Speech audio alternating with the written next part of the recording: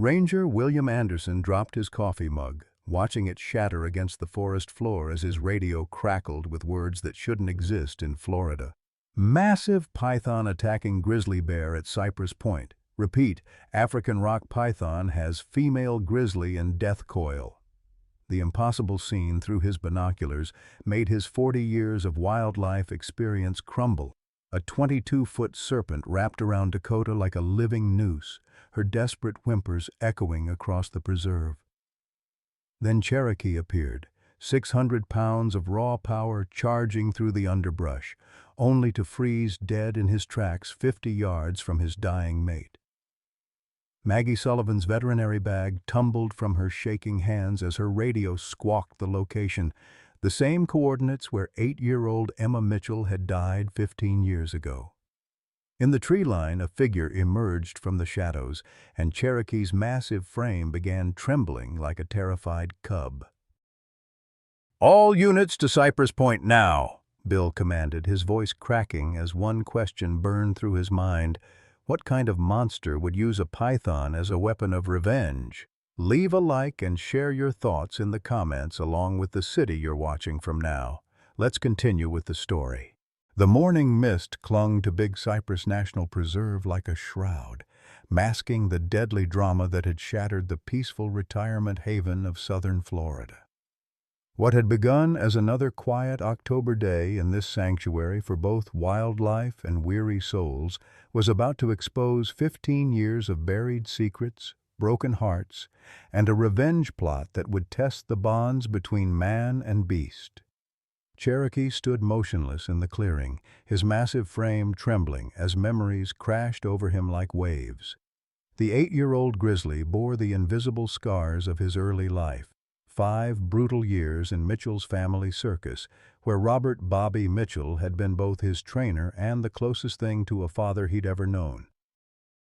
The white patch on Cherokee's chest, a distinctive marking that had made him the circus's star attraction, now served as a reminder of performances under blazing lights, the crack of training whips, and the gentle hands that had once fed him honey treats between shows. Dakota, his beloved mate, represented everything good that had come after the darkness. The 6-year-old female had been rescued as an orphaned cub, raised with love by wildlife rehabilitators before being released into the preserve 3 years ago. Her lighter brown coat gleamed even now as she fought for each breath, pregnant with their first cub, a miracle that Cherokee had never dared dream possible during his years of captivity.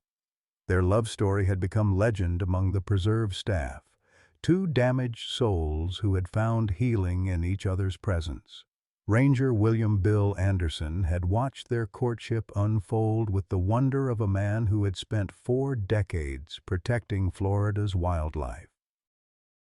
At 62, the weathered veteran faced mandatory retirement in 6 months, his heart condition a secret he'd kept from everyone, including Dr. Margaret Sullivan, the preserve's consulting veterinarian. Bill's own heart had been broken 2 years ago when his wife Martha succumbed to cancer, leaving him with nothing but his devotion to the animals under his protection. Cherokee and Dakota had become more than charges to him. They were his legacy, proof that love could triumph over the worst human cruelty. Dr. Margaret "Maggie" Sullivan carried her own wounds beneath her professional exterior. The 58-year-old veterinarian had moved to Florida after her husband Harold's sudden heart attack, seeking purpose in a world that had grown too quiet, too empty. Her modest retirement savings barely covered the bills, but working with the preserve's animals filled the void that 25 years of marriage had left behind. She'd delivered countless cubs, mended broken bones, and watched old friends take their final breaths, but nothing had prepared her for the evil that now threatened her surrogate family. In the shadows of the cypress trees stood the architect of this nightmare, Robert "Bobby" Mitchell, 67 years old and consumed by grief that had curdled into vengeance. The former circus owner's weathered face bore the lines of a man who had lost everything that mattered. 15 years ago, his granddaughter Emma had died in a tragic accident involving one of his bears, destroying his circus, his family, and his faith in the possibility of redemption. The radio's static cut through the morning air like a death knell as Bill's hands trembled on the steering wheel of his Ranger truck. "Unit 7 responding to Cypress Point," he managed, his voice steady despite the chaos erupting in his chest. 40 years of wildlife emergencies had never prepared him for this. An African rock python, thousands of miles from its native habitat, systematically crushing the life from Dakota, while her mate stood frozen in what appeared to be terror. The preserve's main road had never felt longer as Bill pushed his truck beyond safe speeds, dodging potholes and low-hanging branches. His radio crackled again, Maggie's voice tight with professional urgency. "Bill, I'm 15 minutes out with the emergency kit. Is backup en route?" The question hung in the air like a prayer neither of them wanted to answer. In a county stretched thin by budget cuts, backup could mean an hour's wait, and Dakota didn't have an hour. The scene that greeted Bill at Cypress Point would haunt him for the rest of his days. The python, easily 22 feet of pure muscle, had wrapped itself around Dakota's midsection with the methodical precision of a living vice. Each coil tightened incrementally, and Bill could see the bear's ribs straining against the relentless pressure. Her eyes, usually bright with intelligence and mischief, had begun to glaze as oxygen deprivation took its toll. Foam flecked her muzzle, and her massive paws clawed weakly at the forest floor. But it was Cherokee's behavior that made Bill's blood run cold. The massive male grizzly, capable of snapping a python's spine with a single swipe, stood 60 yards away, like a statue carved from living rock. His dark eyes were locked not on his dying mate, but on something in the tree line, a figure that had emerged from the shadows like a ghost from the preserve's darkest past. Robert Mitchell stepped into the clearing with the slow, deliberate movements of a man who had been planning this moment for 15 years. His silver hair caught the morning light, and his pale blue eyes held the flat, emotionless stare of someone who had already died inside. The years had not been kind to Bobby. His once powerful frame had withered, his face was mapped with deep lines of grief and rage, and his hands shook with a palsy that spoke of too many sleepless nights and too much bourbon. "Well, I'll be hornswoggled," Bill whispered, recognizing the man from old newspaper clippings he'd studied when Cherokee first arrived at the preserve. "Bobby Mitchell, what in the Sam Hill are you doing here?" Cherokee's reaction answered the question before Bobby spoke. The bear's entire body began to shake, not with aggression, but with the trembling of a creature reliving its worst nightmares. Deep in his throat, a sound emerged that Bill had never heard from any animal, a keening whine that spoke of remembered pain, of whips and chains, and the crushing weight of human disappointment. "Hello, Charlie," Bobby said, using Cherokee's old circus name. His voice carried the weight of 15 years' worth of unshed tears. "I told you I'd find you again." The python's coils tightened another notch, and Dakota's breathing became more labored. Bill realized with crystal clarity that he was witnessing something beyond a simple animal attack. This was an execution, planned and orchestrated by a man whose grief had transformed into something monstrous. The radio in his truck squawked with Maggie's voice, closer now but still precious minutes away. Cherokee took a tentative step toward his mate, then stopped as Bobby raised one weathered hand.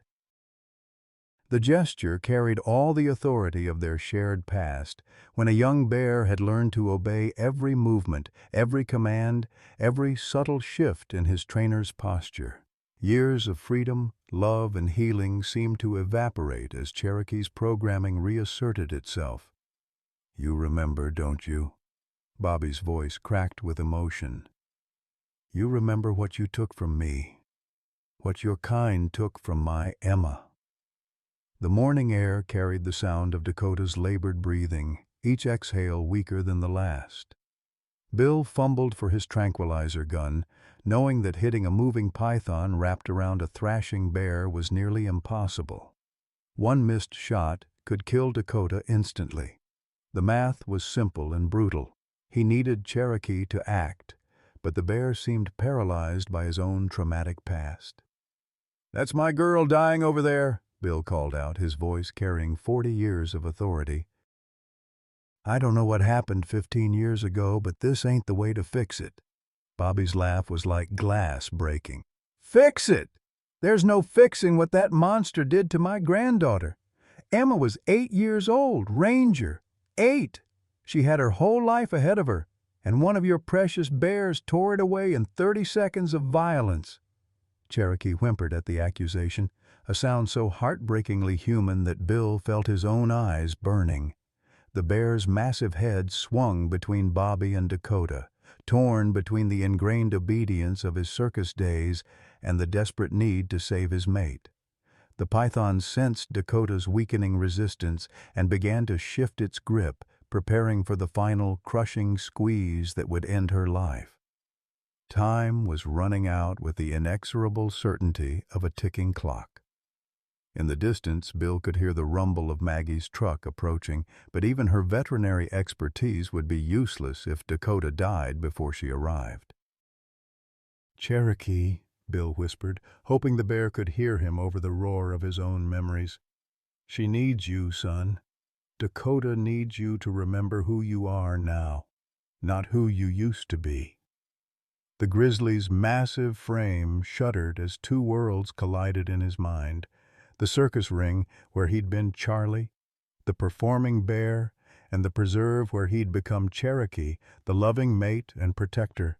The sound of Maggie's truck skidding to a halt on the gravel road shattered the morning's deadly stillness. She emerged from the vehicle like a woman possessed, her veterinary bag clutched in white-knuckled hands, her silver hair escaping from its usual neat bun. At 58, Dr. Margaret Sullivan had seen enough animal emergencies to recognize the signs of impending death, and Dakota's labored breathing told her they had minutes, not hours. "Sweet mother of pearl," Maggie breathed, taking in the impossible scene. Her professional mind cataloged the crisis with clinical precision: massive python, probable African rock species based on the distinctive pattern, approximately 22 feet in length, constricting a pregnant female grizzly bear. But it was the human element that made her blood run cold.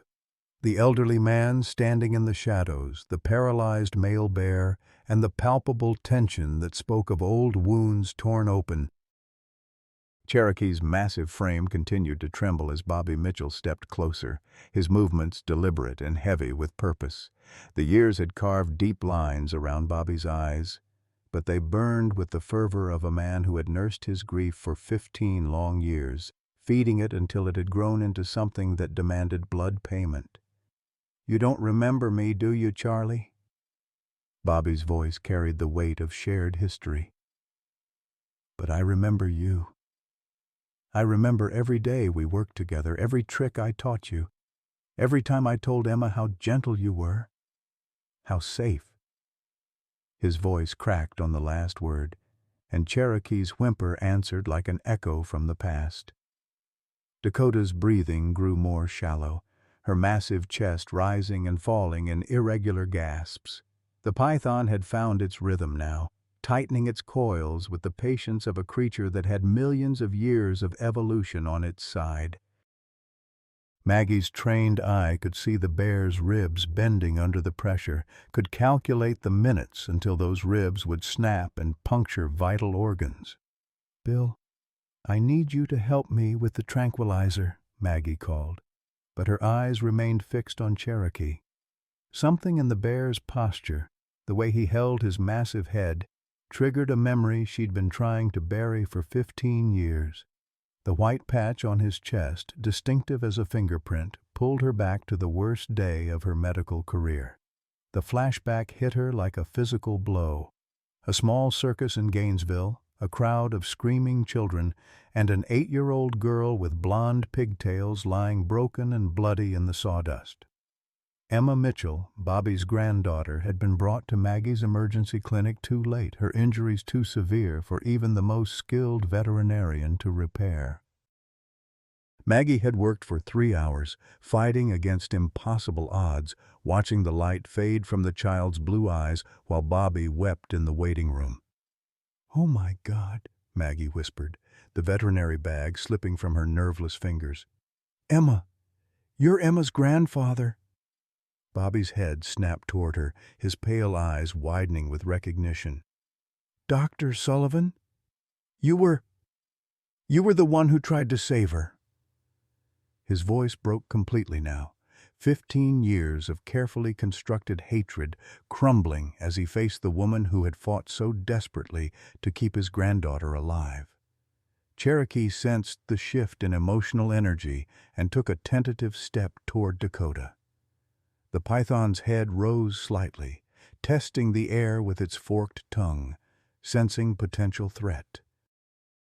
Dakota's eyes found Cherokee's across the clearing, and even in her weakened state she managed a soft chuff, the sound she made when she was content, when Cherokee groomed her fur or brought her the choicest fish from the creek. "She's dying," Bill said flatly, his ranger's experience cutting through the emotional complexity of the moment. "Whatever history you folks have got to sort out, it's gonna have to wait.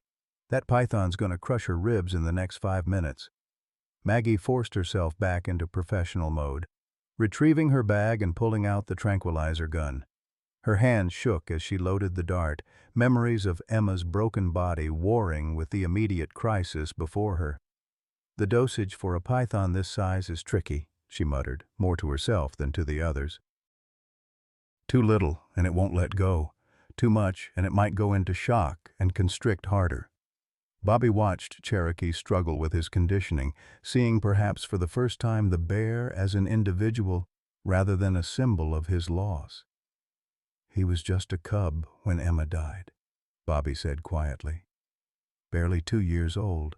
It wasn't him it was his cage mate, an older male named Brutus. But after the accident, after I lost everything, they all looked the same to me. All monsters." Cherokee's internal battle was visible in every line of his massive body. The circus commands were embedded deep in his muscle memory, years of training that had beaten obedience into his very bones. But Dakota's weakening breaths called to something deeper, something that had grown in the preserve over 5 years of freedom and love. Slowly, painfully, Cherokee took another step toward his mate. "That's it, son," Bill encouraged, his own heart hammering against his ribs. The stress was triggering the chest pains he'd been hiding from Maggie, but he pushed the discomfort aside. "She needs you to be brave." The python sensed Cherokee's approach and shifted its weight, one massive coil sliding higher up Dakota's torso. The movement compressed her chest further, and her breathing became even more labored. Foam bubbled from her muzzle, and her eyes began to roll back. Maggie raised the tranquilizer gun, but her shot was blocked by Dakota's position. "I need a clear line of sight to the python's head," she called.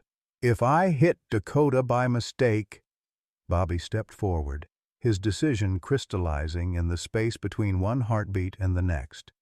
"Charlie," he said, using the old circus command voice that had once directed performances for crowds of cheering children. "Heel position. Left side." Cherokee's response was immediate and heartbreaking. 40 years of conditioning overrode 5 years of freedom as he automatically moved to Bobby's left side, the position he'd held for countless training sessions and performances. The movement gave Maggie the clear shot she needed. "Now!" she shouted, squeezing the trigger.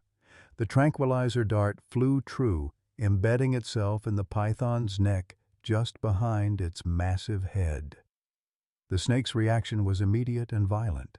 Its entire body convulsed, its coils tightening reflexively around Dakota before beginning to slowly relax as the sedative took effect. But the damage was done. Dakota's ribs had compressed beyond their limit, and blood began to foam from her mouth. her eyes fixed on Cherokee's face with the look of a creature saying goodbye. "She's hemorrhaging internally," Maggie said, her voice thick with professional despair. "Even if we get the python off her now, I don't know if I can save her." Cherokee broke free from his circus programming in that moment, his roar of grief and rage echoing across the preserve like the cry of a soul being torn in half. Cherokee's roar shattered the morning air, a sound so primal and heartbroken that it seemed to shake the very cypress trees, as the python's coils began to loosen under the influence of the tranquilizer. The massive grizzly threw himself forward with desperate strength, his powerful claws working to unwind the serpent's deadly embrace from Dakota's failing body. Each coil that fell away revealed new damage, deep purple bruises beneath her brown fur, ribs that sat at unnatural angles, and the terrible stillness of a creature hovering at death's threshold. Maggie dropped to her knees beside Dakota, her veterinary training taking over despite the emotional chaos swirling around them. Her experienced hands moved quickly over the bear's torso, feeling for the extent of internal damage while monitoring the shallow, irregular breathing that grew weaker by the minute. "Punctured lung, possible liver damage, definitely broken ribs," she muttered, her voice tight with professional concern. "Bill, I need you to help me stabilize her for transport." But Bill Anderson stood frozen, one hand pressed against his chest as pain radiated down his left arm. The stress of the morning had finally triggered what his cardiologist had warned him about for months.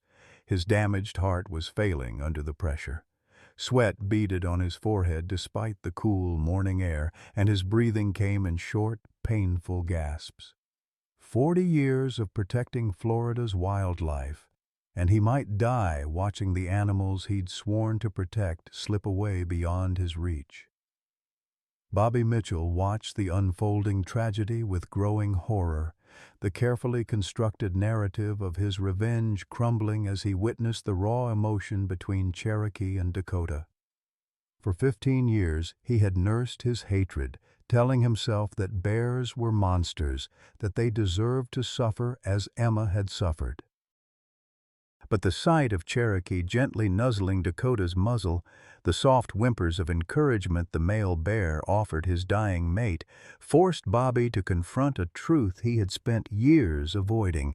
These creatures loved as deeply as any human ever could. "Jesus, Mary, and Joseph," Bobby whispered, his voice cracking as he knelt beside Cherokee.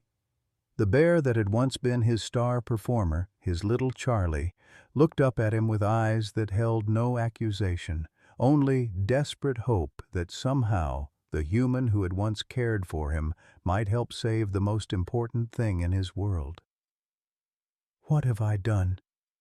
The python, its nervous system shutting down under the sedative, released its final coil and slithered away into the underbrush with sluggish movements. Dakota's body seemed to deflate as the external pressure released, but the damage had been done. Blood trickled from her mouth and her breathing became increasingly labored. Maggie worked frantically with the supplies in her veterinary bag, but a wilderness emergency kit was no substitute for a fully equipped surgical suite.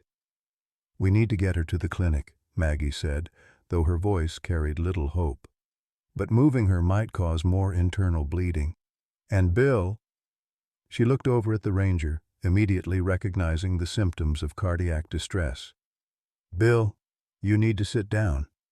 You're having a heart attack." Cherokee refused to move from Dakota's side, his massive body forming a protective barrier against the world. He lowered his great head to rest against her neck, his rumbling vocalizations a constant stream of comfort and encouragement.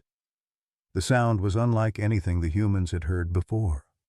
Not quite a growl, not quite a moan, but something that transcended species barriers and spoke directly to the heart of what it meant to love someone with absolute devotion. Bobby's weathered hand shook as he pulled out his cell phone, dialing 911 with fingers that seemed to have forgotten how to work properly. We need emergency medical and veterinary response at Big Cypress National Preserve, Cypress Point, he managed, his voice steady despite the emotional earthquake happening inside him. Multiple casualties, including cardiac event and critical animal injuries. As they waited for help that might arrive too late, the three humans found themselves drawn together by the universal language of impending loss. Bill, fighting his own battle with mortality, lowered himself carefully to the ground near Cherokee, his ranger's instincts still focused on the animals under his protection. "She's a fighter," he wheezed, though whether he was talking about Dakota or trying to convince himself remained unclear. Maggie continued her medical assessment, her hands gentle but thorough as she checked Dakota's vital signs. The bear's pulse was weak and irregular, her gums pale, classic signs of shock and internal bleeding. But as Maggie's fingers probed the swollen abdomen, she felt something that made her gasp in surprise. "Oh, my stars," she breathed, her eyes widening with a mixture of wonder and concern. "She's pregnant, very pregnant." The revelation hit Cherokee like a physical blow. The massive bear's entire body stiffened, and he let out a sound that was part whimper, part moan. The cry of a father-to-be facing the possibility of losing both his mate and his unborn cub in one devastating blow. He pressed closer to Dakota, his muzzle touching her belly as if he could somehow will strength into both mother and child through sheer determination. Bobby felt 15 years of carefully constructed hatred crumble completely as he watched Cherokee's reaction to the news. This wasn't a monster. This was a devoted mate, an expectant father, a creature capable of love so pure and selfless that it made Bobby's quest for revenge seem petty and cruel by comparison. "Emma would have hated what I became," he said quietly, more to himself than to the others. "She loved animals. She was at the circus because she wanted to see the bears perform, wanted to believe they were happy." The morning sun climbed higher, casting long shadows through the cypress trees as the small group maintained their vigil. Bill's chest pain had stabilized somewhat, though his face remained pale and drawn. Maggie divided her attention between monitoring Dakota's condition and keeping an eye on the ranger, knowing that she might lose 2 patients before help arrived. Cherokee's vigil never wavered. He lay pressed against Dakota's side, his massive paws bracketing her body protectively, his dark eyes fixed on her face as if he could keep her alive through the sheer force of his will.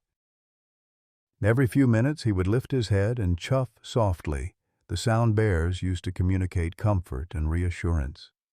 Dakota's responses grew weaker with each exchange, but she still managed to acknowledge his presence with small movements of her ears or the slightest twitch of her muzzle.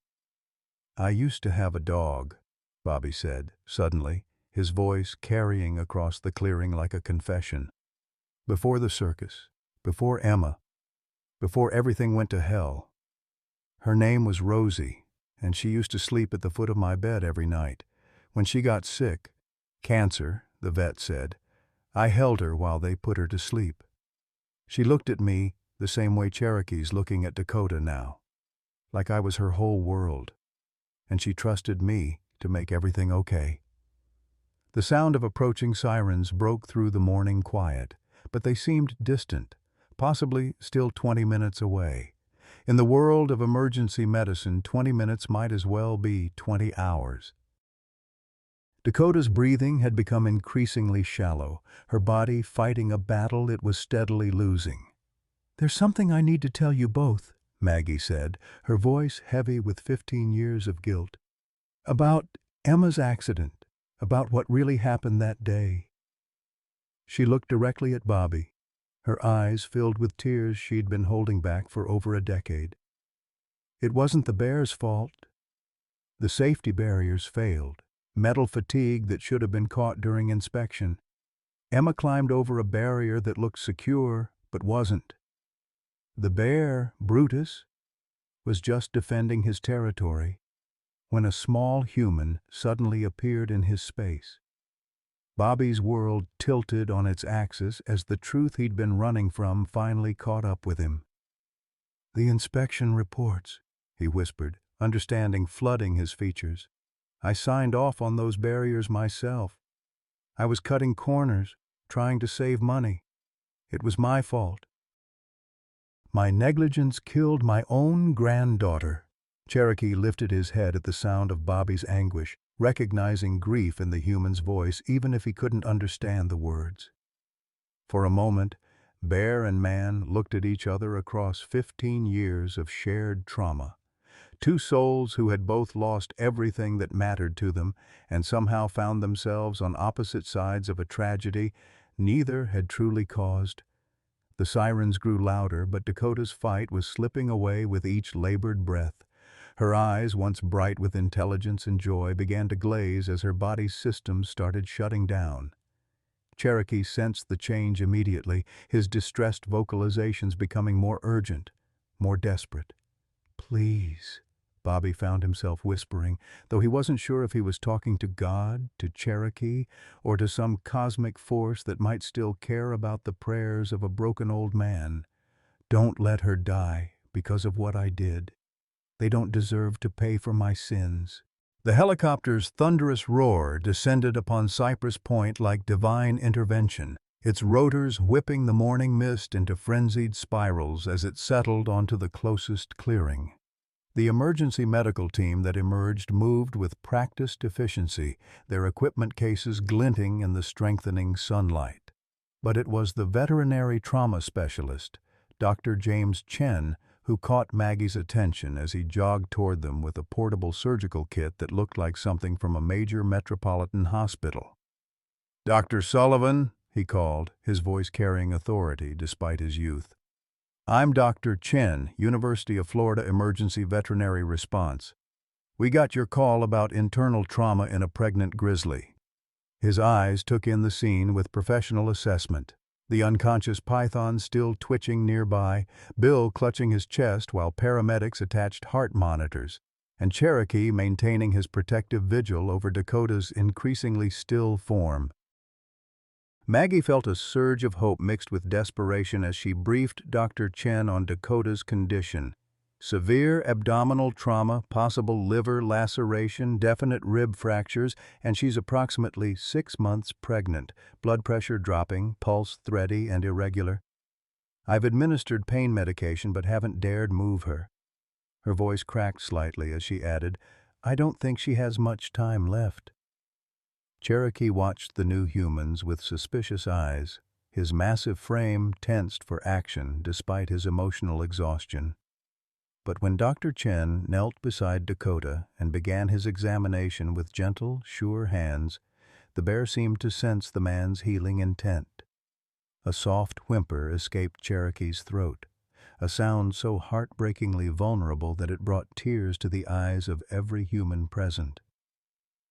"Well, I'll be damned," Dr. Chen muttered as his hands moved over Dakota's swollen abdomen. The pregnancy actually might have saved her life. The cub's position created a natural cushion around some of her vital organs. He looked up at Maggie with grim determination. "We can save them both, but I need to operate here now. Moving her to a surgical suite would take too long." Bobby Mitchell found himself drawn into the medical crisis despite his emotional turmoil. "What can I do to help?" he asked, his voice hoarse with guilt and desperate hope. "I know bear anatomy from my circus days. If there's anything—" Dr. Chen nodded curtly. "I need someone to keep the male calm while we work. Can you handle that?" The request hung in the air like a bridge between Bobby's dark past and an uncertain future. Cherokee's dark eyes met his across Dakota's prone form, and in that gaze Bobby saw not the monster of his nightmares, but a frightened creature facing the same devastating loss that had broken Bobby's own soul 15 years ago. "Charlie," Bobby said softly, using the circus name with reverence rather than command. I need you to trust me one more time. Can you do that, son? Cherokee's response was immediate and surprising. The massive bear lowered his head and pressed his muzzle briefly against Bobby's outstretched palm, the gesture carrying forgiveness that the old man had never dared hope for. The contact lasted only seconds, but it bridged 15 years of guilt and hatred with a simple acknowledgement of shared grief and shared love. The impromptu surgical team worked with desperate efficiency.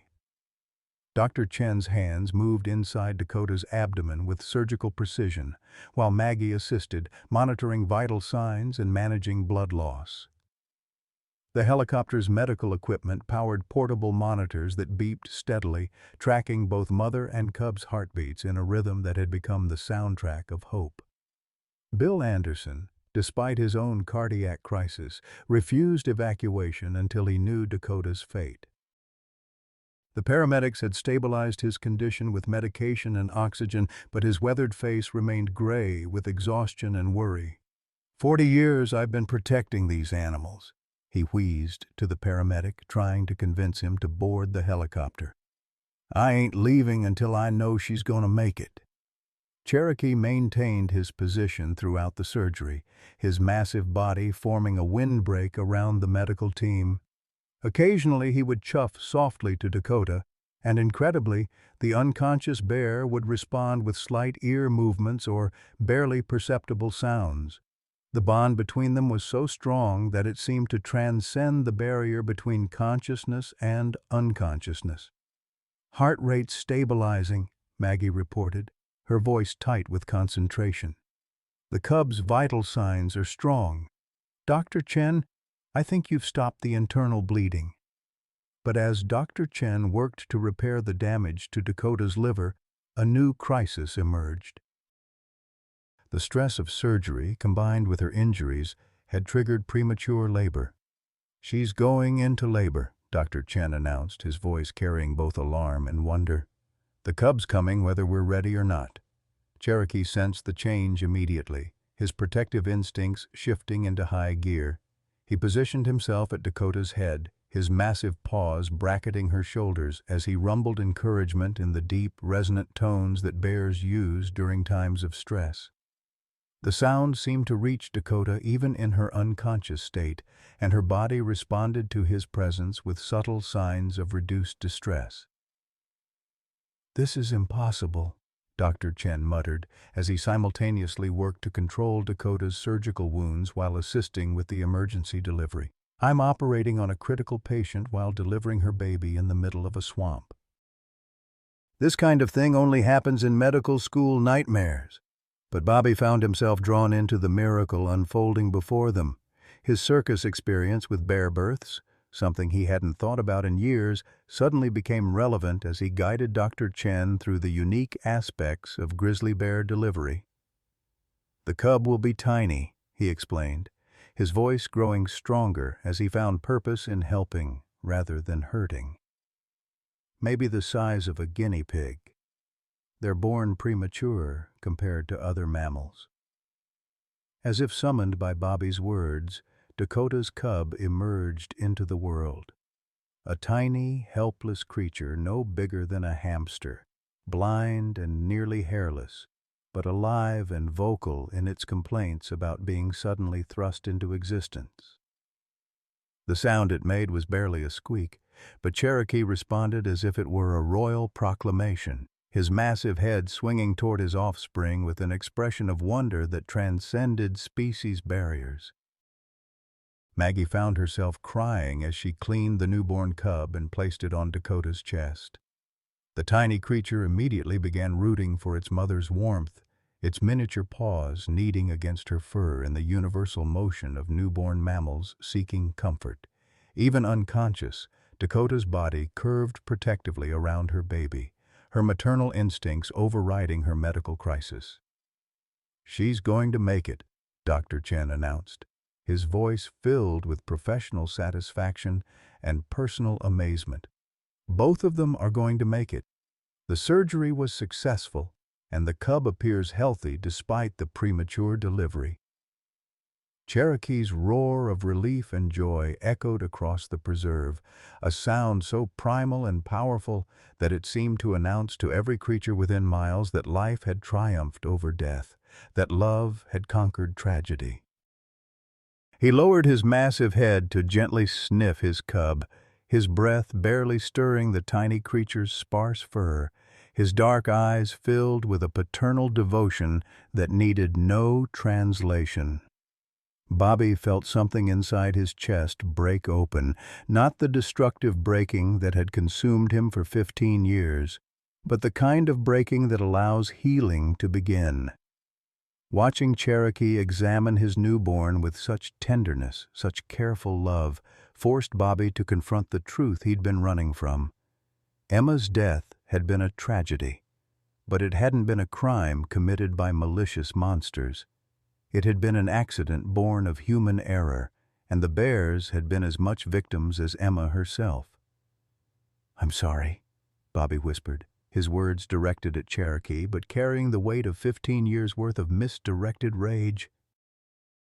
"I'm so damn sorry for what I put you through, for what I almost took away from you."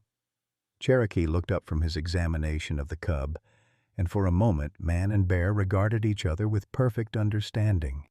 Then, in a gesture that would have seemed impossible an hour earlier, Cherokee extended his massive muzzle and gently touched Bobby's face, not with aggression or demand, but with the simple acknowledgement that forgiveness was possible, that healing could begin for both of them. The helicopter lifted off 30 minutes later with Bill Anderson aboard, his cardiac crisis requiring immediate hospital intervention. But the old ranger's last sight was of Cherokee curled protectively around his small family, while Bobby and Maggie maintained their vigil, three species united by the universal language of love and second chances. 3 days after the miracle at Cypress Point, the fragile peace that had settled over the preserve shattered like glass against stone. Dakota lay in the wildlife clinic's recovery ward, her surgical wounds healing well, but her strength remained dangerously low. The premature birth had taken more from her than anyone had anticipated, and despite Dr. Chen's optimistic prognosis, she struggled to produce enough milk for her tiny cub. Cherokee had not left her side, refusing food and water, his massive frame growing gaunt with worry and exhaustion. Maggie found herself sleeping in the clinic most nights, monitoring Dakota's vital signs and hand-feeding the cub every 2 hours when Dakota's milk production faltered. The tiny creature, no bigger than a hamster, required constant warmth and nutrition to survive, and Maggie's maternal instincts had awakened with a fierce protectiveness that surprised even her. She had named the cub Hope, though she kept the name to herself, not wanting to tempt fate with premature optimism. Bobby had become a fixture at the clinic as well, his circus knowledge proving invaluable in caring for the bears. He understood Cherokee's behavioral patterns, could read the subtle signs of distress or contentment that might escape even trained wildlife specialists. But on this particular morning, his weathered face carried lines of worry that had nothing to do with the bear's medical condition. "We've got a problem," Bobby announced as he entered the recovery ward, his voice heavy with dread. "I got a call from my old business partner, Victor Kozlov. Seems word got out about the python attack, and he's driving down from Georgia with some very unpleasant ideas about finishing what I started."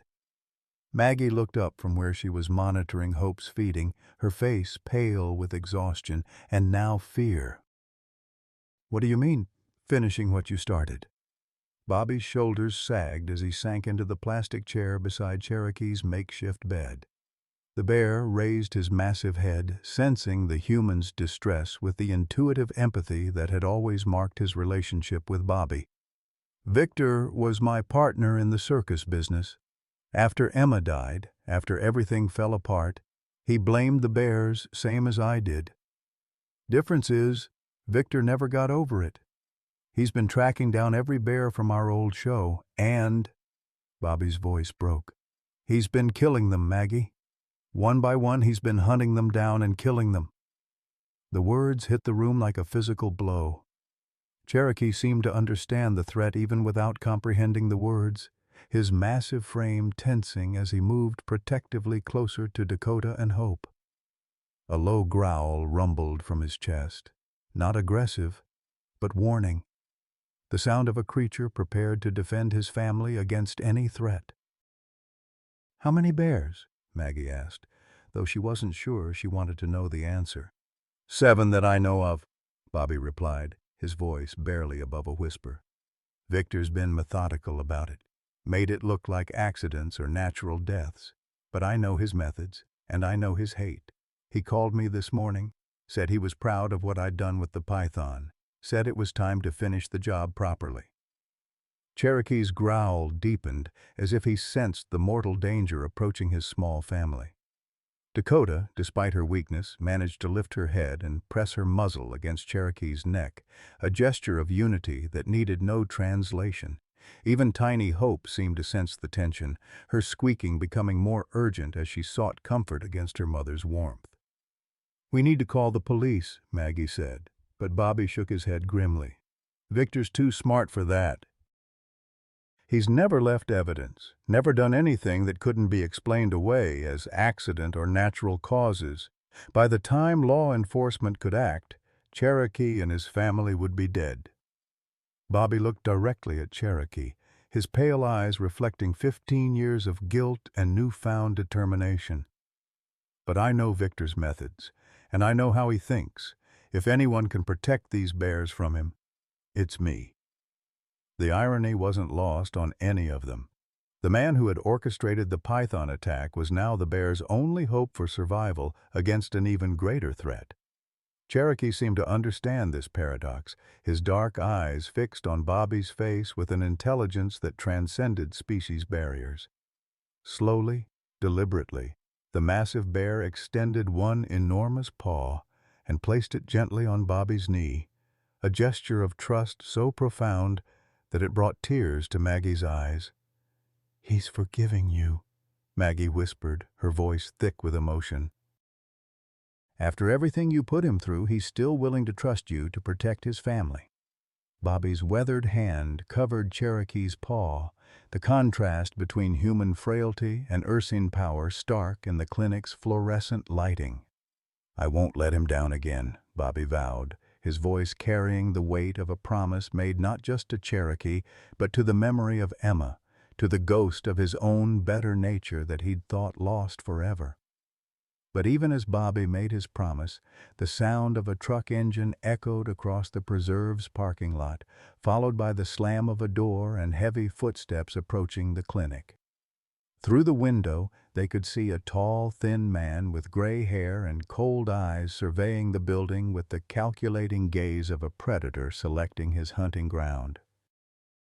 Viktor Kozlov had arrived, and with him came the specter of a hatred that had festered for 15 years, a rage that would not be satisfied until every bear that had ever performed under the big top lay dead.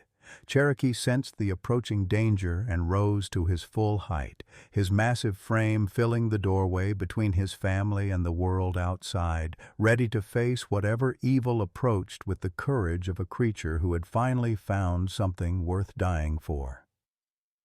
The final battle for Cherokee's family was about to begin, and this time there would be no tranquilizer darts or medical miracles to save them.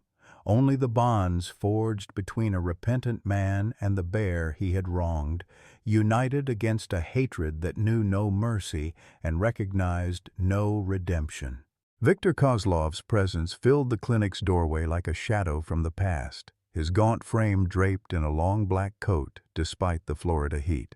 At 71, he moved with the deliberate precision of a man who had spent decades perfecting the art of death, his pale gray eyes scanning the room with the cold assessment of a professional killer. The years had not been kind to Victor. His face was a road map of bitter lines, his silver hair pulled back in a severe ponytail, and his hands bore the scars of someone who had worked with dangerous animals for most of his adult life. "Robert," Victor said, his voice carrying the faint accent of his Russian heritage mixed with decades of American assimilation. "I see you've gone soft in your old age, playing nursemaid to the very creatures that destroyed our lives." His gaze fell upon Cherokee, who had positioned himself protectively in front of Dakota and Hope, and Victor's expression hardened into something approaching religious fervor.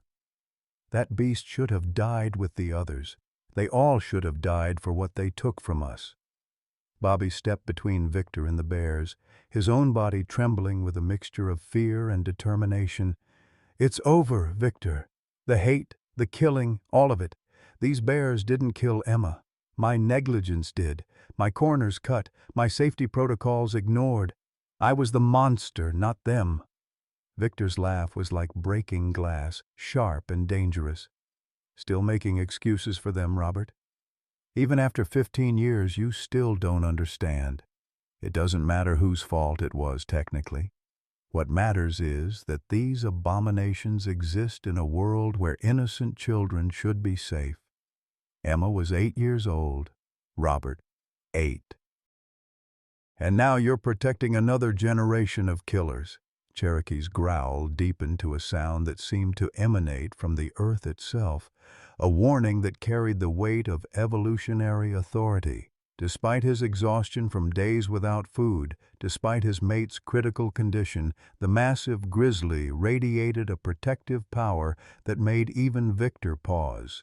Behind him, Dakota struggled to lift her head, her maternal instincts overriding her physical weakness as she sensed the threat to her newborn cub. Maggie had been backing slowly toward the emergency phone, but Victor's sharp eyes caught the movement. "Dr. Sullivan, isn't it? I remember you from the hospital 15 years ago. You tried so hard to save little Emma, didn't you? All those hours in surgery, all that medical expertise, and for what? So that more bears could live to threaten more children?" "The bears aren't the threat here," Maggie said, her voice steady despite the fear coursing through her veins. "You are. You've been murdering innocent animals for 15 years, and for what? Emma wouldn't have wanted this. No child would want this kind of legacy." Victor's hand moved to his coat pocket, and the outline of a pistol became visible beneath the fabric. "You don't get to speak for Emma. None of you do. I was there when she drew her last breath. I held her hand while she died, and I made her a promise that every bear responsible for her death would join her in the grave." Cherokee sensed the escalating danger and made a decision that shocked everyone in the room. Instead of preparing to attack, the massive bear slowly lowered himself to the ground in a submissive posture, his great head bowed, his body language clearly communicating surrender. It was the pose he had learned in the circus, the position of absolute submission that had once saved him from punishment when he failed to perform correctly. Bobby understood immediately what Cherokee was doing, and the gesture broke his heart completely. "He's trying to protect his family by sacrificing himself," Bobby whispered, tears streaming down his weathered cheeks, "just like he did when he was a cub in the circus. He thinks if he submits, you'll spare Dakota and the baby." The sight of Cherokee's submission seemed to inflame Victor rather than appease him. "Look at it, Robert. Look how it manipulates us with fake submission, fake emotion. These creatures are nothing but performing machines, programmed to trigger our sympathy so they can get close enough to kill." Victor drew the pistol from his coat, a heavy .45 caliber weapon that looked enormous in his aged hands. "But I see through their deception. I've always seen through it." Dakota, despite her post-surgical weakness, managed to drag herself closer to Cherokee, positioning her body between the gun and their cub. The tiny creature, barely 3 days old, squeaked pitifully as it sensed its parents' distress, its miniature paws kneading desperately against Dakota's fur. The family's unity in the face of mortal danger created a tableau of such profound love and courage that even Victor seemed momentarily shaken. 15 years, Victor continued, his voice rising with messianic fervor. 15 years I've been cleansing the world of these monsters. And now I find my own partner harboring the worst of them, the one that should have died first, the one that Emma touched just hours before her death. Victor's revelation hit Bobby like a physical blow. Cherokee had been one of the last bears Emma had interacted with during her final visit to the circus. She loved him, Bobby said quietly, the memory flooding back with devastating clarity. Emma called him her gentle giant. She used to sneak him extra treats, said he was different from the others. She made me promise to take special care of him after she... Bobby's voice broke as the full weight of his betrayal crashed over him.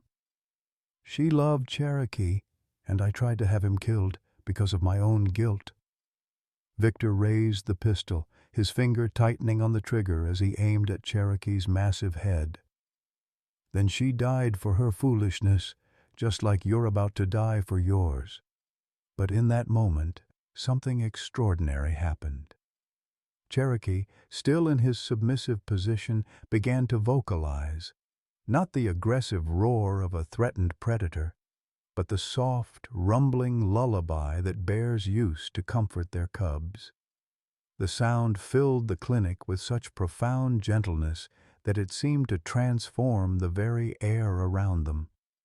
Dakota joined her voice to his, and even Tiny Hope added her squeaky contribution to the family chorus. The effect on Victor was immediate and devastating. The song triggered memories he had buried for decades, his own childhood in Russia, helping his grandmother care for orphaned bear cubs that would later be trained for the circus. He remembered the gentleness in their eyes, the trust they placed in human hands, the way they would sing to each other when they were frightened or lonely.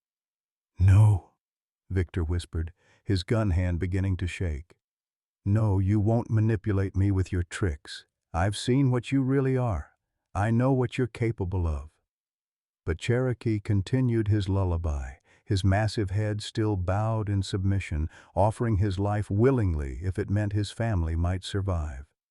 The gesture was so purely selfless, so completely contrary to Victor's narrative of bears as mindless killers, that cracks began to appear in the foundation of his 15-year crusade. Maggie seized the moment of Victor's uncertainty. "Look at them, Victor. Really look at them. Do they look like monsters to you?" Cherokee is offering his life to save his mate and child. Dakota is shielding her baby with her own body even though she can barely move. That's not programming or manipulation. That's love. Pure, unconditional love. Victor's gun wavered as the internal battle raged in his tortured mind. 15 years of hatred warred against childhood memories of gentleness. A lifetime of vengeance struggled against the evidence of his own eyes. Cherokee continued his lullaby, the sound growing softer and more heartbreaking with each passing moment, as if the bear understood that his song might be the last gift he could give his family. "Emma loved them," Bobby said again, his voice carrying absolute conviction. "And if you kill Cherokee, you're not honoring her memory, you're destroying it. You're taking away the last connection she had to something beautiful and pure in this world." The gun in Victor's hand began to lower as the weight of truth finally penetrated the armor of his hate. For the first time in 15 years, Victor Kozlov began to see the bears not as monsters wearing masks of innocence, but as innocent creatures who had been forced to wear the masks of monsters by human greed and negligence. The revelation that would change everything was about to unfold in the next moments, as Victor finally confronted the truth he had been running from since the day Emma Mitchell drew her last breath. The gun clattered to the clinic floor as Victor Kozlov's composure finally shattered completely. 15 years of carefully constructed hatred crumbled in the space between one heartbeat and the next, leaving behind a broken old man who collapsed to his knees as the weight of his crimes crashed down upon him. Cherokee's lullaby continued, soft and forgiving, while Victor's shoulders shook with sobs that seemed to tear themselves from the deepest parts of his soul. "What have I done?" Victor whispered, his voice barely audible above Cherokee's gentle song. "Sweet Jesus, What have I become? His hands, the same hands that had killed 7 innocent bears over 15 years, now trembled with the revelation of his monstrous transformation. Those bears I killed. They had families too, didn't they? They had mates who mourned them, cubs who waited for parents who would never come home. Bobby slowly approached Victor, his own eyes filled with tears of understanding. Both men had allowed their grief to poison them, had turned their love for Emma into something dark and destructive. But where Bobby had found redemption through Cherokee's forgiveness, Victor was only now beginning to confront the magnitude of his sins. "Victor," Bobby said gently, placing a weathered hand on his former partner's shoulder. "We both lost our way after Emma died. But it's not too late to find our way back." Cherokee slowly raised his massive head from his submissive position, his dark eyes studying Victor with the profound intelligence that had always set him apart from other bears. Despite everything Victor had done, despite the 7 members of his species that lay dead because of this man's hatred, Cherokee's expression held no malice, only a deep sadness for the pain that had driven such cruelty. Maggie knelt beside Victor, her medical training extending beyond healing bodies to recognizing wounded souls. "Victor, those other bears you killed, tell us about them. Help us understand what happened to them." Through his tears, Victor began to speak, his confession pouring out like poison from an infected wound. "Natasha was first," he said, his voice breaking on the name, "a beautiful female we'd rescued from a roadside zoo. I found her at a sanctuary in Montana, made it look like she'd eaten contaminated salmon. Then Boris and Mikhail, 2 brothers from our traveling show, I caused a gas leak in their winter den, made it seem like an accident." Each name was another dagger in Victor's heart, another piece of evidence of the monster he had become. Cherokee listened to the confession with the stillness of a judge, while Dakota used the last of her strength to shift protectively around Little Hope, as if shielding the innocent cub from the darkness of human cruelty. "The worst part," Victor continued, his voice growing hoarse with emotion, "was how trusting they were. Every one of them remembered me from the circus days. They came to me willingly, thinking I was there to help them. Natasha even nuzzled my hand before—" He couldn't finish the sentence, overcome by the horror of his betrayal. Bobby felt his own guilt deepen as he listened to Victor's confession. His python attack on Dakota seemed almost merciful compared to the calculated, intimate betrayals Victor had perpetrated. At least Cherokee and Dakota had been able to fight back, had been able to defend themselves. Victor's victims had died, trusting the man who murdered them. "There were 7 families you destroyed," Maggie said quietly, her voice carrying the weight of judgment. 7 mates, left alone, cubs left orphaned. How many offspring do you think died of starvation or cold because you took away their protectors?" Victor's sobs intensified as the full scope of his devastation became clear. He had not merely killed 7 bears. He had potentially condemned dozens more to slow, agonizing deaths. The ripple effects of his vengeance had spread through the bear community like a plague, destroying bonds and families in ways he had never considered. Cherokee made a decision that stunned everyone in the room. The massive grizzly slowly rose to his feet and approached Victor, his movements deliberate and peaceful. Victor looked up through his tears, expecting to see rage or hatred in the bear's eyes, but instead found only a profound sadness that matched his own.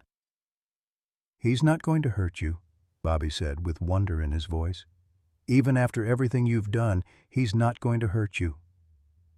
Cherokee lowered his great head until his muzzle was inches from Victor's face. For a long moment, man and bear regarded each other in silence, predator and prey reversed, as Victor faced the judgment of a creature whose species he had hunted to near extinction in his personal war. Then, in a gesture that would haunt Victor for the rest of his days, Cherokee gently touched his nose to the old man's forehead, not in aggression, but in a form of absolution that transcended human understanding. "Forgiveness," Victor whispered, his voice filled with awe. "He's forgiving me. But how can he? How can any of them forgive what I've done?" Maggie watched the interaction with tears streaming down her face. "Because that's what love does, Victor. Real love doesn't seek revenge. It seeks healing. Cherokee understands that your hate came from the same place as his love for Dakota and Hope. You were protecting Emma's memory the only way you knew how, just like he's protecting his family now." The sound of approaching vehicles broke the sacred silence of the moment. Through the clinic windows, they could see multiple sheriff's department cars pulling into the parking lot, their red and blue lights painting the morning in urgent colors. Victor had been reported by concerned neighbors who had seen him enter the clinic with obvious hostile intent. "I have to face this," Victor said, slowly getting to his feet. "I have to pay for what I've done. Those 7 bears deserve justice, and their families deserve to know the truth." Cherokee stepped back as Victor stood, but he didn't retreat far. The bear seemed to understand that this broken man posed no further threat, that the hatred had burned itself out in the flames of recognition and remorse. Dakota managed to lift her head and chuff softly, her voice joining Cherokee's in what sounded almost like a farewell song for a tortured soul finally finding peace. Sheriff's deputies surrounded the clinic as Victor walked outside with his hands raised, Bobby and Maggie flanking him as witnesses and protectors. The confession he gave was complete and devastating. 7 counts of animal cruelty resulting in death, multiple violations of federal wildlife protection laws, and a 15-year conspiracy of revenge that had crossed state lines and destroyed countless lives. But as Victor was led away in handcuffs, he looked back at the clinic where Cherokee and his family waited, and his voice carried across the morning air with a promise that held the seeds of redemption. "I'll make this right. Somehow, some way, I'll find a way to make amends for what I've taken from your people."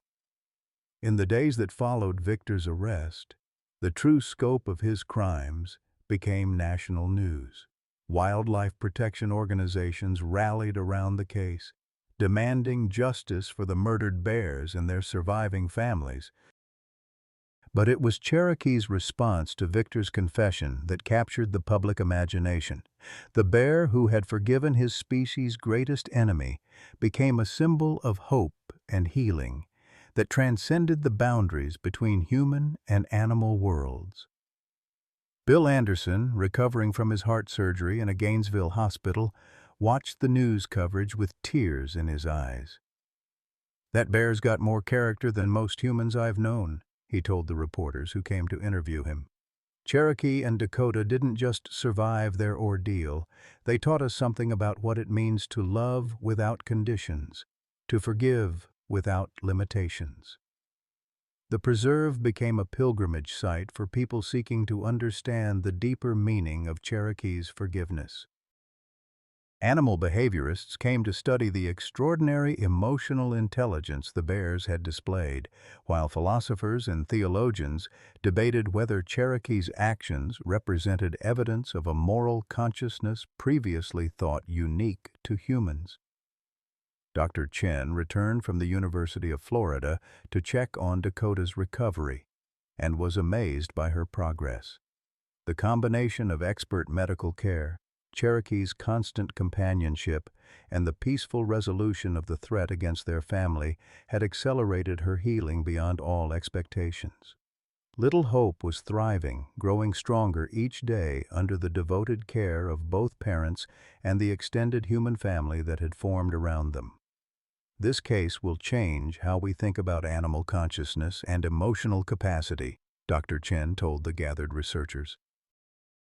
Cherokee's ability to recognize Victor's pain, to offer forgiveness in the face of species-wide persecution, suggests levels of empathy and moral reasoning that we're only beginning to understand. But for Cherokee, none of the scientific analysis mattered. As he lay curled around his small family in the recovery ward, watching Hope nurse contentedly while Dakota's breathing grew stronger with each passing hour, his world was complete. The nightmare of the past was behind them, and the future stretched ahead with infinite possibility. Bobby remained at the clinic, having found his life's purpose in caring for the bears he had once tried to destroy. His circus knowledge, combined with his deep understanding of Cherokee's history, made him an invaluable member of the care team. More importantly, his presence seemed to comfort Cherokee, as if the bear understood that Bobby's redemption was as complete and sincere as his own forgiveness. "Love don't have an expiration date," Bobby would tell visitors who asked about his transformation, "and neither does the chance to make things right. Cherokee taught me that it's never too late to choose healing over hate, hope over vengeance." The story of Cherokee's forgiveness became a beacon of hope in a world often defined by conflict and retribution. Here was proof that love could triumph over hate, that understanding could bridge the gaps between species, and that redemption was possible even for the most broken souls. The bear who had learned to forgive had taught humanity something profound about the true nature of strength and the unlimited power of unconditional love. 6 months after Victor Kozlov's arrest made national headlines, Big Cypress National Preserve had transformed from a quiet retirement community refuge into something approaching a modern miracle. The story of Cherokee's forgiveness had touched hearts across America, drawing visitors from every state who came seeking proof that love could indeed triumph over hatred, that redemption was possible even in the darkest hours of human failing. Christmas morning arrived with the gentle warmth that made Florida winters bearable for aging bones, and the preserve buzzed with an energy that had nothing to do with the season's commercial trappings. Cherokee had grown magnificent in his happiness, his coat thick and lustrous, his massive frame radiating the contentment of a creature who had found peace with his past and joy in his present. Dakota moved with renewed grace, her surgical scars hidden beneath fur that gleamed with health, her eyes bright with the alertness of a mother whose world had been made safe for her child. Little Hope, now 6 months old and the size of a small dog, tumbled through the clinic's expanded outdoor enclosure with the fearless exuberance of a cub who had never known anything but love and protection. Her chocolate-brown fur bore Cherokee's distinctive white patch, and her playful antics brought daily joy to the growing community of caregivers who had made the preserve their second home. Bill Anderson had returned from his cardiac rehabilitation with a new lease on life and a pacemaker that allowed him to continue his work with modified duties. The near-death experience had clarified his priorities in a way that no amount of counseling could have achieved, and he threw himself into his role as Cherokee's advocate with the fervor of a man who understood that every day was a gift. His weathered hands were gentler now, his voice softer when he spoke to the bears, as if his brush with mortality had taught him to communicate in the language of precious time. "You know," Bill would tell visitors as he watched Cherokee play with Hope, "I spent 40 years thinking I was protecting these animals from the world. Turns out, they were protecting me from becoming something I wouldn't have been able to live with." Maggie had found more than professional fulfillment in her work at the preserve. She had discovered a family she never knew she needed. Her modest trailer on the preserve grounds had become the unofficial headquarters for the extended community of volunteers, researchers, and supporters who had rallied around Cherokee's story. The loneliness that had defined her first years of widowhood had been replaced by a sense of purpose that filled every hour of her days. Her relationship with Bill had evolved naturally from professional collaboration to deep friendship to something that neither of them wanted to define too precisely. They were both past the age where romance required grand gestures or dramatic declarations, content instead with shared coffee in the morning, comfortable silences in the evening, and the unspoken understanding that they would face whatever time remained to them together. At our age, Maggie would say with a smile that lit up her entire face, love doesn't need to be complicated. It just needs to be real. Bobby Mitchell had undergone the most profound transformation of all. The man who had orchestrated Dakota's near death had become Cherokee's most devoted protector, his circus knowledge invaluable in understanding the subtle communications between the bear family. His small apartment near the clinic was sparse and simple, furnished only with necessities and a single photograph of Emma that he kept on his kitchen table, not as a shrine to grief, but as a reminder of the love that had ultimately led him back to the light.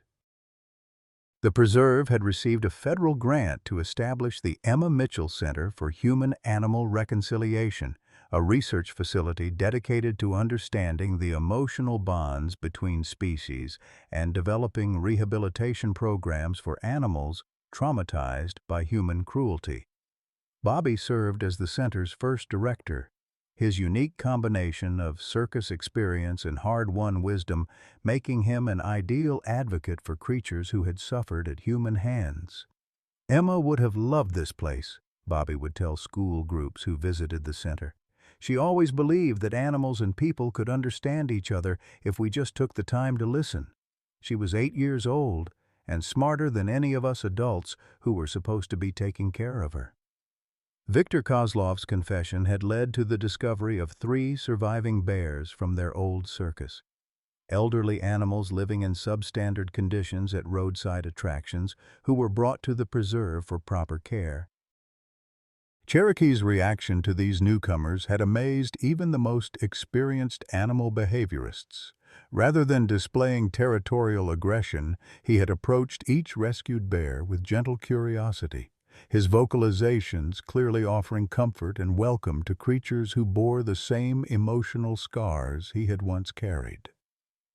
The reunion between Cherokee and Sasha, an elderly female bear who had been his cage mate during their circus days, brought tears to the eyes of everyone who witnessed it. The 2 bears touched noses in greeting, then settled side by side in companionable silence, their body language speaking of shared memories and mutual understanding that transcended human comprehension. Dr. Chen had published papers on Cherokee's behavior that were revolutionizing the field of animal psychology. The bear's capacity for forgiveness, his ability to recognize emotional pain in both humans and other animals, and his role as a healer within his adopted community challenged every assumption about the limitations of animal consciousness. "We're not just studying Cherokee anymore," Dr. Chen explained to a gathering of international researchers. "We're learning from him. He's teaching us that emotional intelligence isn't uniquely human. It's simply expressed differently across species." The preserve's Christmas celebration had become an annual tradition that drew families from across the Southeast. Children pressed against the observation barriers, their faces glowing with wonder as they watched Cherokee play with hope, while their grandparents found deeper meaning in the story of redemption and second chances that the bear family represented. Local churches had embraced Cherokee's story as a living parable of forgiveness, with Reverend Sarah Thompson of the Cypress Point Community Church leading weekly services at the preserve's outdoor amphitheater. Her sermons about the healing power of love and the possibility of redemption resonated particularly strongly with the older members of her congregation, many of whom were struggling with their own burdens of regret and lost time. "Cherokee shows us that forgiveness isn't about forgetting the hurt," Reverend Thompson would say, her voice carrying across the morning air to where Cherokee lay contentedly with his family. "It's about choosing love over anger, hope over despair, healing over hatred. If a bear can find it in his heart to forgive the man who tried to kill his mate, what excuses do we have for holding on to grudges that poison our own souls?" The financial impact of Cherokee's story had transformed the preserve's operations as well. Donations poured in from around the world, allowing for expanded facilities, additional staff, and comprehensive care for the growing number of rescued animals who found sanctuary within the preserve's borders. A luxury RV park had been established for visiting supporters, its proceeds funding medical care and research initiatives.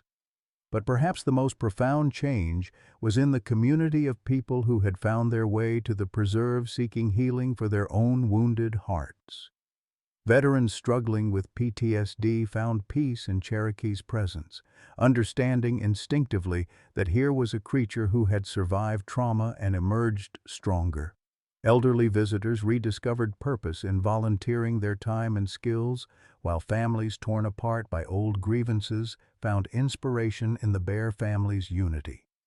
Margaret Sunshine Williams, an 82-year-old grandmother from Alabama, had driven to the preserve after reading about Cherokee online. She arrived angry and bitter, estranged from her adult children over a family business dispute that had festered for years. She spent 3 days sitting by Cherokee's enclosure, watching the bear tend to his family with patient devotion, before finally calling her daughter to begin the difficult conversation that would eventually heal their relationship. "That bear didn't say a word to me," Sunshine told other visitors, "but he showed me what really matters. Family matters. Love matters. Everything else is just noise that keeps us from hearing what our hearts are trying to tell us."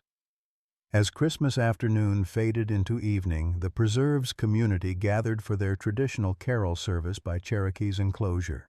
The Bear family seemed to enjoy the music, with Cherokee occasionally adding his own rumbling bass notes to familiar hymns. Hope, now old enough to explore beyond her parents' immediate vicinity, investigated the decorations with the fearless curiosity that delighted everyone who watched her.